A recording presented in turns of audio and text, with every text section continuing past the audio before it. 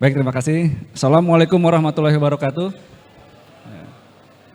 Jadi perkenalkan saya Wildan Fujiansa, saya dari Direktorat Teknik dan Lingkungan Tenaga Listrikan, Dirjen Gatrik ESDM.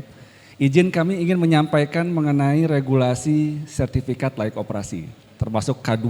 Nanti mungkin Bapak Ibu sekarang lebih banyak mengenal K3, nanti akan saya lebih kenalkan mengenai K2 itu seperti apa. Lanjut.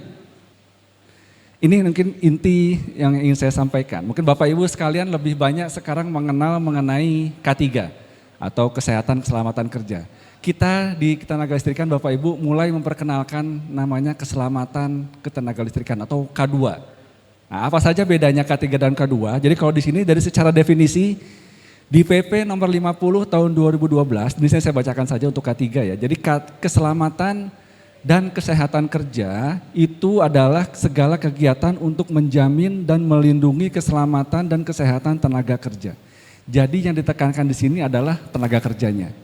Sementara untuk K2, kita lihat di Permen SDM nomor 10 tahun 2021, jadi keselamatan ketenaga listrikan adalah segala upaya atau langkah pemenuhan standarisasi peralatan dan pemanfaat tenaga listrik, pengamanan instalasi tenaga listrik, dan pengamanan pemanfaat tenaga listrik untuk mewujudkan kondisi dan andal dan aman bagi yang pertama instalasinya. Jadi instalasi di sini termasuk aman dari bahaya bagi manusia dan juga serta ramah lingkungan. Jadi kalau K3 itu ditekankan tenaga kerjanya, kalau K2 ini lebih ke instalasi listriknya, manusianya juga dan juga lingkungannya. Nah bisa dilihat di bagian lingkup yang bawahnya Bapak Ibu sekalian, di situ lingkupnya ya. Jadi K2 ini melingkupi seluruhnya, ada instalasi listriknya, ada lingkungannya, ada manusianya. Nah untuk manusianya ini kalau yang K3 itu tenaga kerja secara umum, kalau K2 itu tenaga listriknya yang berkecimpung di bidang listrik. Jadi kalau instalasi listrik K3 ini merupakan bagian dari K2. Lanjut. Tadi dari ruang lingkupnya, sekarang dari objektivitas standar kompetensinya seperti apa. Jadi kalau tujuan yang pertama untuk andal dan aman bagi instalasi, tentu ada bahayanya yaitu kerusakan instalasi dan normal operasi dan penggunaan sistem. Nah untuk SKTTK-nya kalau yang ini mengacunya ke Kementerian SDM karena keteknikan ya terkait operasi dan pemeliharaan.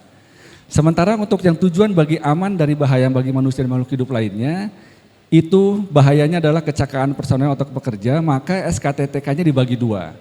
Untuk yang bukan faktor listrik itu masuk ke Kemenaker, K3 Kemenaker. Kalau yang faktor listrik itu masuk ke kami, Kementerian ESDM. Nah untuk yang lingkungan tentu itu nanti masuknya ke ESDM atau di sini Kementerian LHK. Jadi itu sekilas perbandingan antara K3 dan juga K2. Lanjut. Tadi tujuan keselamatan kelistrikan apa aja? Andal dan aman bagi instalasi, aman dari bahaya manusia dan makhluk hidup lainnya, dan juga ramah lingkungan. Lanjut saja. Tadi sudah disampaikan juga oleh Pak Heru, jadi penerapan K2 ini dari seluruh lingkup ya Bapak Ibu, dari mulai perencanaan instalasi, pembangunan pemasangan, pemeriksaan pengujian, pengoperasian instalasi listrik, pemeliharaan instalasi listrik, sampai dengan pengawasan instalasi tenaga listrik. Lanjut. Nah kita sekarang masuk mulai ke SLO Bapak Ibu, sertifikasi instalasi tenaga listrik. Di sini dilihat secara kronologis, jadi sejak tahun 85, itu rejimnya Undang-Undang 85 sampai dengan putusan MK, dulu pelaksana SLO itu dilaksanakan oleh PLN. Jadi PLN yang seluruh melaksanakan SLO. Tapi sejak Undang-Undang 30 tahun 2009 dan juga di putusan MK tahun 2015, maka pelaksanaan SLO ini dilaksanakan oleh Lembaga Inspeksi Teknik. Nah, ini ada sedikit sejarahnya dan sekarang semuanya sudah serba online. Nanti akan saya terangkan di slide-slide berikutnya. Lanjut. Nah SLO tadi dibilang ya, di Undang-Undang 30 itu ada di pasal 44 ayat 4, jadi wajib Bapak Ibu, seluruh instalasi listrik yang beroperasi wajib memiliki SLO. Bapak Ibu yang punya genset di hotel, di rumah sakit, itu instalasi listrik itu wajib memiliki SLO. Kalau wajib itu namanya wajib tentu ada sanksinya. Di sini ada sanksinya di pasal 54 ayat 1. Dulu ada sanksinya pidana penjara paling lama 5 tahun dan denda 500 juta. Cuman ini sempat kita disengketakan di MK Mahkamah Konstitusi tahun 2015. Cuman di sini di putusan MK yang mau saya highlight adalah kesimpulannya memperkuat pemberlakuan kewajiban kepemilikan SLO. Itu yang pertama. Yang kedua Sanksi pidana memang dihapuskan, cuma sanksi denda tetap ada dan itu tadi memperkuat keperlakuan SLO. Dan yang kedua ini yang menarik, PLN, ini PLN ada Pak JM di sini. PLN ini bertanggung jawab terhadap dampak kerugian yang timbul jika menyambung listrik tanpa SLO. Jadi saya bisa jamin di sini Bapak-bapak PLN, kalau mau menyambung listrik ke rumah Bapak Ibu atau ke gedung-gedung Bapak Ibu pasti akan ditanya udah punya SLO atau belum. Kalau belum punya SLO, PLN nggak akan berani nyambung karena tanggung jawabnya nanti beralih ke PLN. Lanjut. Ini kewenangan, jadi sekarang kewenangan registrasi SLO seluruhnya ke kami, Kementerian di DJK, sesuai dengan PP nomor 25 tahun 2021 di lampiran 14W. Jadi Bapak Ibu kalau yang nanti registrasi SLO-nya itu dari kami, dari pusat. Lanjut. Ini dulu, kalau dulu ada pembagian kewenangan, masih ada kewenangan daerah, tapi sekarang dengan pasca terbit Undang-Undang Cipta Kerja, seluruh registrasi SLO masuk ke Kementerian SDM atau ke pusat. Lanjut saja. Nah, SLO apa saja syarat-syaratnya? Jadi SLO itu berlaku untuk seluruh instalasi, dari mulai pembangkit, transmisi, distribusi, sampai dengan rumah-rumah. Rumah-rumah kita itu pun harus punya SLO. Syarat-syaratnya apa saja? Jadi syarat-syaratnya itu ada di PP nomor 05 tahun 2021 dan juga Permen SDM nomor 12 tahun 2021. Syarat-syaratnya kita ada, yang pertama kalau untuk pembangkit harus punya izin Bapak Ibu. Jadi nanti akan ditarakan oleh izin oleh Pak Imam. Jadi yang pertama ada IUPTLU untuk kepentingan umum atau IUPTLS untuk kepentingan sendiri. Atau kalau untuk pemanfaatan itu cukup identitas dari pemilik instalasi. Juga ada lokasi instalasi, jenis kapasitas, gambar instalasi, single line diagram, spesifikasi dan standar yang digunakan. Nah, ini lanjut saja nanti kita akan cek. Jadi sebelum SLO, saya ingin menyampaikan di sini Bapak Ibu wajib memiliki NIDI. Nah, ini apalagi nih? Karena ada SLO, sekarang ada NIDI lagi. Jadi NIDI ini adalah nomor identitas instalasi tenaga listrik. NIDI ini adalah nomor yang kami keluarkan untuk instalasi listrik yang telah selesai dibangun atau dipasang dan oleh pelaku usaha jasa pembangunan pemasangan instalasi listrik dan atau pelaku usaha penyediaan tenaga listrik yang memiliki perizinan berusaha di bidang ketenaga listrikan. Itu NIDI ya. Jadi NIDI itu next slide mungkin akan saya jelaskan di skema bisnisnya. Lanjut saja. Jadi kalau proses bisnis pada pekerjaan konstruksi listrik, jadi sebelum instalasi listrik beroperasi, badan usaha yang membangun itu harus punya SBU dan juga tenaga tekniknya harus punya sertifikat kompetensi. Nah sebelum SLO maka ada tahapan terlebih dahulu namanya NIDI. Jadi NIDI ini semacam kalau bisa dibilang akte lahir. Jadi umpamaannya kalau kita ada manusia bayi baru lahir itu punya akte sebelum bikin KTP, maka sama. Sebelum Bapak Ibu punya SLO, Bapak Ibu harus punya NIDI terlebih dahulu. Lanjut.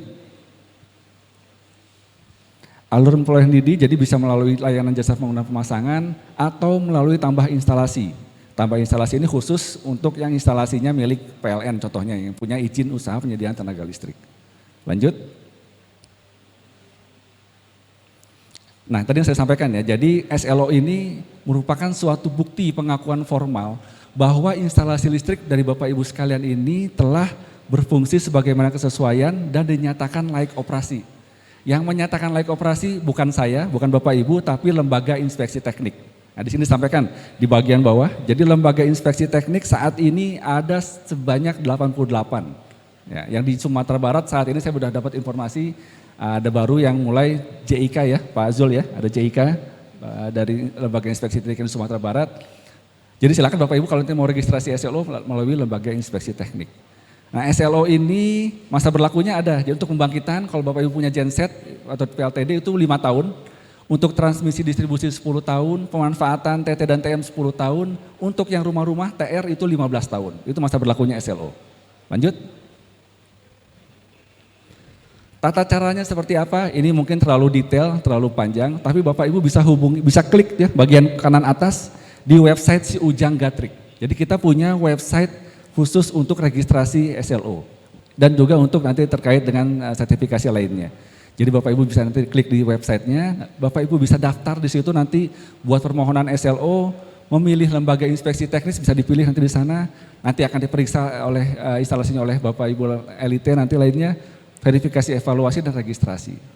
Itu tahapannya nanti Bapak Ibu bisa silakan klik saja di www.siujanggatrik siujang.sdm.go.id.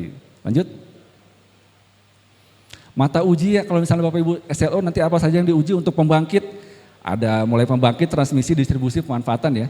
Yang paling kompleks memang di pembangkitan Bapak Ibu. Karena memang instalasinya kompleks dan juga tingkat keselamatannya tinggi. Jadi ada pemeriksaan dokumen, pemeriksaan kesesuaian desain, pemeriksaan visual, evaluasi hasil uji peralatan, pengujian unit, pemeriksaan dampak lingkungan, dan juga pemeriksaan pengelolaan sistem proteksi korosif. Lanjut.